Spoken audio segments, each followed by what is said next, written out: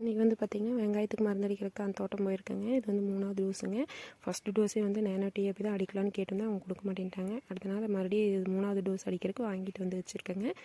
பார்த்திங்கன்னா வெங்காய காட்டுக்குள்ளே போட்டிருக்கிற செவ்வாழைக்கட்டை வந்து இப்போ தான் ஒவ்வொன்றும் முளைச்சிட்டு இருக்குதுங்க. நீ அந்த போட்டே 1.5 மாதத்துக்கு மேலே ஆயிடுச்சு. நீ அந்த கிளைமேட்டுக்கு இந்த கிளைமேட்டுக்கா என்னென்னு தெரியல.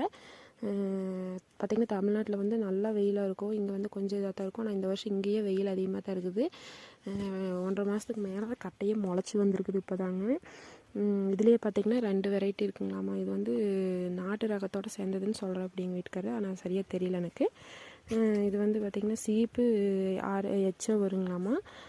ஹைப்ரிட் வந்து 4-5 சீப்பு தான் வரும் அப்படின்னு சொன்னேன். அப்படி அது வந்து பார்த்திங்கன்னா சும்மா வெறுங்காட்டில் தான் போட்டிருக்கோம். ஆனால் அது சீக்கிரம் இப்போ முளைச்சி வந்துருச்சு. பெட்டு கட்டினதே ஒரே வாரத்தில் பார்த்திங்கன்னா முளைச்சி வந்துருச்சு. இது இப்போ தான் முளைச்சே வந்துட்டுருக்குதுங்க.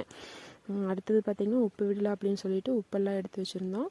இது வந்து பார்த்திங்கன்னா என்பிகேல இன்னொரு ஏதோ ஒரு உப்பு வந்து 2% இருக்குது அப்படின்னு சொல்லிட்டு எடுத்துகிட்டு வந்திருந்தேன். அப்படிங்க அட்வான்ஸ் நியூட்ரிஃப்ளோவில் தான் எடுத்துகிட்டு வந்திருந்தேன். அப்படி சரி பார்க்கலாங்க, இது எப்படி இருக்குன்னு தெரியல. நான் மருந்தடிச்சதுக்கப்புறம் பார்த்திங்கன்னா வெங்காயம் வந்து நல்லா கருகருப்பு மாறிடுச்சுங்க. அது எப்படின்னு நீ அடுத்த வீடியோவில் போட்டு விட்றேங்க. பாய்ங்க.